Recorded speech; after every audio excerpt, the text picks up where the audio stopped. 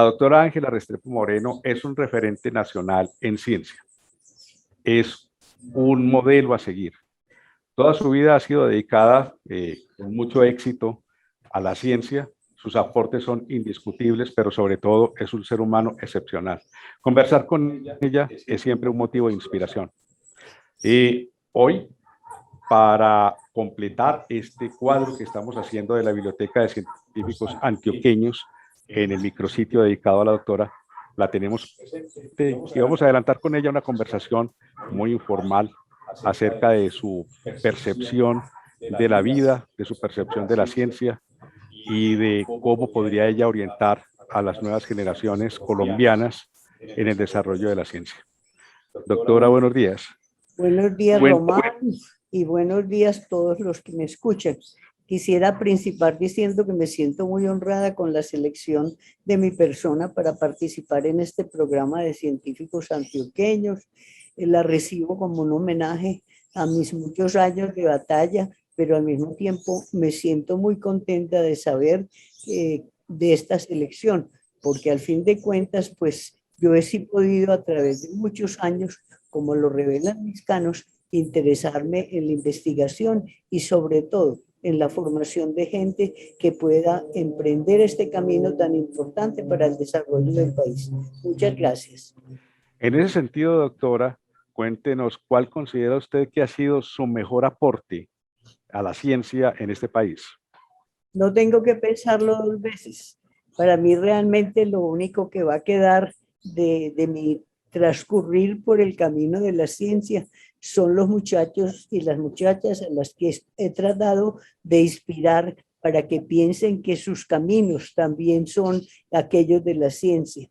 Y en este momento tengo un cierto número de estudiantes, no sé cuántos, que ya son profesionales distinguidos y que ejercen sus funciones como investigadores, profesores, escritores en muchas partes del país y también en el exterior. Entonces yo considero que aquello que se llaman condecoraciones, para mí en la solapa tengo colgados únicamente las imágenes de estas personas a quienes con un empujoncito les hice ver lo bello que es el camino de la ciencia, lo importante que es para el desarrollo del país, lo importante que es para satisfacer el intelecto y esa manera de contagiar a los que lo rodean a uno por aspectos de interés que deben ser explorados. Eso es muy importante, lo que usted acaba de decir, doctora. Dedicar una parte importante a la formación de talento humano es una de las labores importantes de los científicos y usted le ha dedicado mucho tiempo de su vida y de su trabajo a la formación.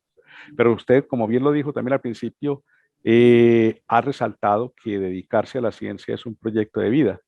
Los que nos hemos dedicado a ella sabemos que la trayectoria es larga, de años, y uno nunca termina de aprender, nunca termina de descubrir. ¿Por qué es tan importante dedicarle toda la vida, toda una vida a la ciencia? ¿Vale realmente la pena? Ay, yo puedo contestar desde lo más profundo de mí misma que absolutamente sí vale la pena todos los esfuerzos. ¿Por qué? A ver, ¿por qué pensé yo en ciencia en lugar de hacer lo que hacían todas mis compañeras de colegio, que era conseguir un buen marido, fundar una familia, etcétera, etcétera? Desde muy pequeña, la familia de mi padre, que era muy numerosa, nos llevaban a visitar al abuelo, que era uno de los primeros médicos que se graduó en el siglo pasado, Julio Restrepo Arango. Él ya estaba muy enfermo y muy anciano cuando los nietos pasábamos a saludarlos desde la puerta y simplemente desde la puerta le volvíamos la mano, abuelito, ¿cómo estás?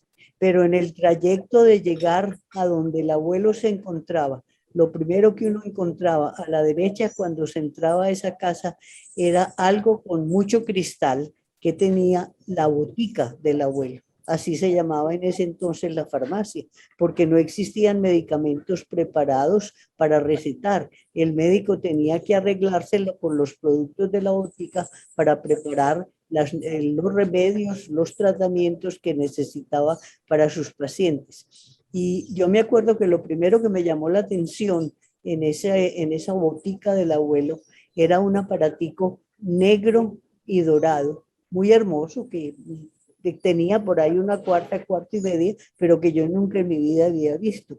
Y enloquecía a las tías para que me dijeran qué era ese aparatico que había en la farmacia del abuelo. Le dijeron, es un microscopio. Muchachita, usted es muy preguntona, pero ¿para qué sirve un microscopio, tía? Sirve para ver los pequeños microorganismos que causan las enfermedades y que su abuelo cura con lo que hay en esos frascos de la farmacia. Entonces ya quedó microscopio, microbios y enfermedad. Se configuró un trío que ya no tuve que preguntarme nunca en mi vida qué quería llegar a ser. Yo quería dedicarme a estudiar los microbios. Y recuerden que les decía que tenía por ahí 8 años más o menos. Entonces, ese fue el motivo primordial para que yo pensara que mi vida en el futuro iba a estar dedicada a conocer un poquitico más de esos microbios, no por ellos mismos, sino por aquello de que son los que causan enfermedades que el abuelo trata de curar. Entonces ya yo sabía qué quería hacer. Eso fue algo como una inspiración. Y cuando llegué a bachillerato tuve un profesor de fisiología que también me hizo entusiasmar con las enfermedades, que no por los microbios. Y así cuando terminé bachillerato, que cuando recibí ese diploma lloré como boba, porque resulta que no tenía en la ciudad donde estudiar microbios, no sabía qué iba a hacer con mi vida. Mis compañeras ya sabían qué querían hacer, pero yo no encontraba dónde realizar ese sueño de estudiar más los microbios. Así que fue un día bastante triste hasta que de pronto apareció en el horizonte una persona muy importante en ese momento que se llamó el doctor Jesús Peláez Botero, que había sido inclusive muy importante desde el punto de vista político, pero que conocía la necesidad que teníamos los jóvenes de buscar carreras que nos acercaran a la medicina sin tener que hacer medicina. Y él averiguó que doña Teresa Santa María de González, la rectora de ese colegio mayor o Universidad Femenina, como también se la conocía, tenía muchas cajas guardadas para montar una escuela de tecnología médica, pero que no se atrevía a hacerlo porque ella sabía que los profesores tendrían que ser médicos, manejar médicos era muy difícil por los muchos compromisos que ellos tenían, así que hacerles cumplir un horario era completamente imposible. Pero el doctor Peláez no se arredró ante esta negativa, le dijo, yo me encargo de conseguirle los profesores, Teresa, abra esa escuela que la necesitamos, los que trabajamos en laboratorio tenemos que formar el personal auxiliar, si tuviéramos personas que ya supieran cómo se trabajaba en un laboratorio clínico, seríamos mucho más expeditos en dar resultados, en trabajar más prontamente, en desarrollar nuevos campos de trabajo. Así que gracias a la insistencia del doctor Peláez Botero, por ahí como en abril o mayo de 1951 se abrió la Escuela de Tecnología Médica del Colegio Mayor de Antioquia. Y ese fue el principio de los principios. Yo creo que por este momento es suficiente, doctor Romano. ¿Quiere algo más? No, es muy claro lo que usted está diciendo de cómo realmente se forja una trayectoria de vida.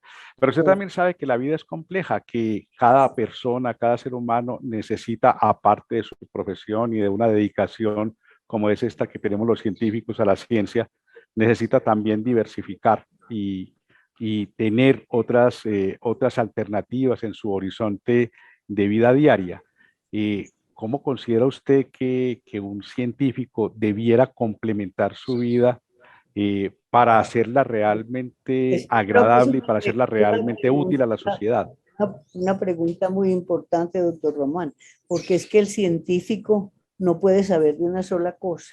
El científico es una persona que tiene que tener un conocimiento grande de humanidad, es decir, tiene que saber qué pasa en el mundo que lo rodea y tiene que estar consciente de que no es el primero y no es el último, sino que tiene que basarse en la experiencia de aquellos que lograron conformar ese deseo de servir a través de la microbiología, de la inmunología, de la genética, cómo lo hicieron. Entonces, una de las cosas que más me llamaba a mí la atención era conseguir libros que detallaran la vida de científicos muy conocidos y muy admirados. Y a través de esta lectura uno se daba cuenta que no era fácil haber llegado a donde llegaron. Todos tuvieron muchos obstáculos para vencer, pero ese deseo de servicio, reclamo esa palabra, no era por él, ni por ella, ni por lo que él y ella iban a aprender, no era el fin que se le iba a dar a ese aprendizaje y a ese conocimiento que se ganaba. Así que fue muy, muy iluminador. Hay un libro que recuerdo con cariño de Paul de Cruyff que se llamaba Cazadores de Microbios. En Cazadores de Microbios, el autor escogía científicos que habían primero encontrado el agente etiológico de una enfermedad que se presentaba en ese momento, obviamente una enfermedad infecciosa, y seguía el paso a paso cómo habían estas personas llegado a encontrar ese microbio, cómo lo podían identificar, cómo tenían la posibilidad de averiguar dónde se escondía en la naturaleza, de manera que no se produjera el contacto. Y una vez averiguado esto, considerar el paciente, qué era lo que le pasaba al paciente cuando se infectaba por este microbio, cómo lo adquiría a través de una injuria, a través de la respiración, cómo era aquello. Y luego, después de que ya estaba conformado el hábitat de su microorganismo, se podía evitar el contagio diciéndole a la gente no se arrime por allá porque este bicho está en este lado, y luego tratar de ver cuál era la fisiopatología de la enfermedad que se producía por este microorganismo. Prácticamente eran caminos que nunca se acababan, que tenían derivaciones por todos los lados, y tal vez eso es, como lo decía Pasteur, lo lindo de la ciencia, que uno jamás termina de estudiar algo. Cuando uno está a punto de encontrar un hallazgo, de dar una respuesta, aparecen interrogantes nuevos que le dicen a uno, voy a tener que meterme por este lado para acabar de completar lo que ya conozco. Así que es un camino completamente impredecible de dónde lo va a llevar a uno, pero uno necesita, primero que todo, estar enamorado de lo que va a hacer, porque si uno no ama con pasión lo que va a ser, el trabajo no va a ser de la intensidad ni de la profundidad que se quiere. Repito, uno tiene que estar enamorado de ese camino que uno va a escoger y estar dispuesto a cruzar con muchas dificultades, puesto que es lo que uno íntimamente quiere. Pero fuera de eso, de estar enamorado, de escoger el camino, uno tiene que también que tener, yo no sé si cualidades y actividades, pero uno tiene que estar seguro de que los resultados no se consiguen en un día, lo cual quiere decir que el científico que quiere ser científico tiene que ser paciente, tiene que saber que los experimentos se le van a dañar 10, 5, 15 veces, pero que él no puede dejar caer el ánimo, sino que ante un fracaso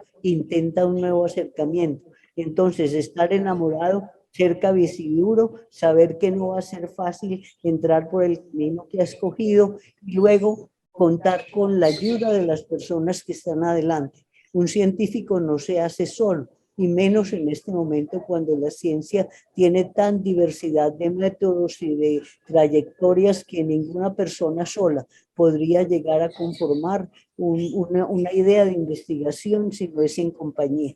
Entonces la investigación se hace juntos, no hay investigación de una sola persona. Y eso lleva a otra cosa importantísima en el camino de la ciencia, que son los grupos de investigación.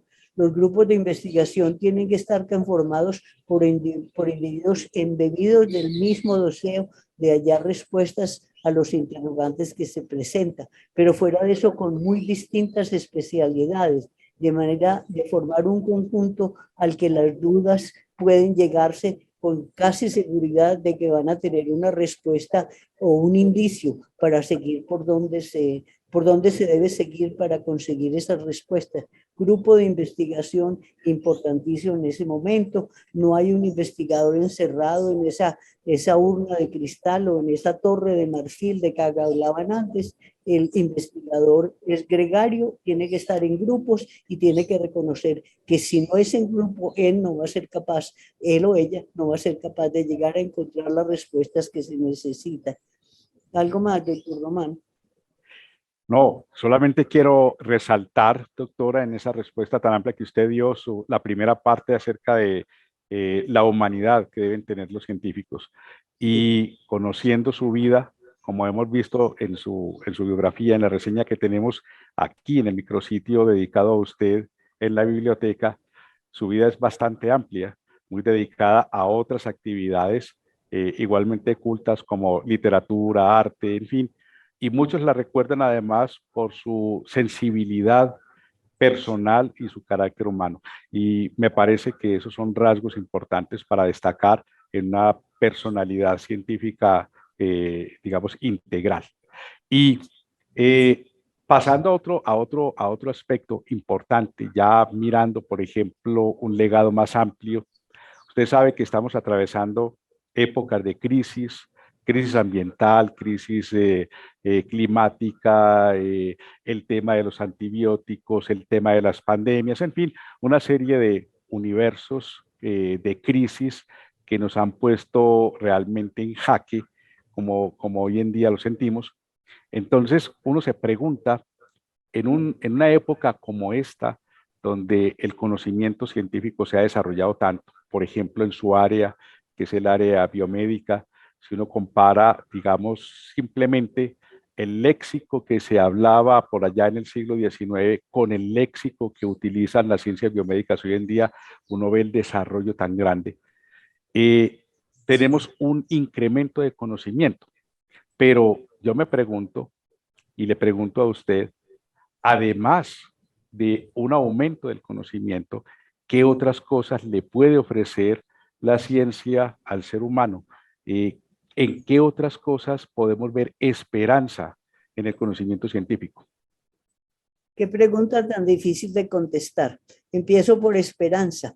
Ya había mencionado que a través de la investigación y de la búsqueda de respuestas, uno siempre piensa en el hombre en primer plano. ¿Para qué sirve lo que estoy haciendo? ¿Cómo va a modificar este estudio el tratamiento de esta paciente? ¿Cómo va a ser posible evitar que la gente se contamine del ambiente conociendo el hábitat del microorganismo? Son tantas preguntas conectadas la una entre otras que, repito, uno nunca acabaría de recorrer en los caminos que requieren respuestas o las sendas por las cuales hay que transitar para conseguir respuestas, pero uno no se desanima. Yo creo que una de las características del científico y del investigador que quiere dedicarse a esta obra son su curiosidad y su constancia. Él no ceja hasta que no encuentra algo que le responda a esa inquietud intelectual que tiene de saber cómo ocurren las cosas y cómo se podría evitar que esas cosas pasaran.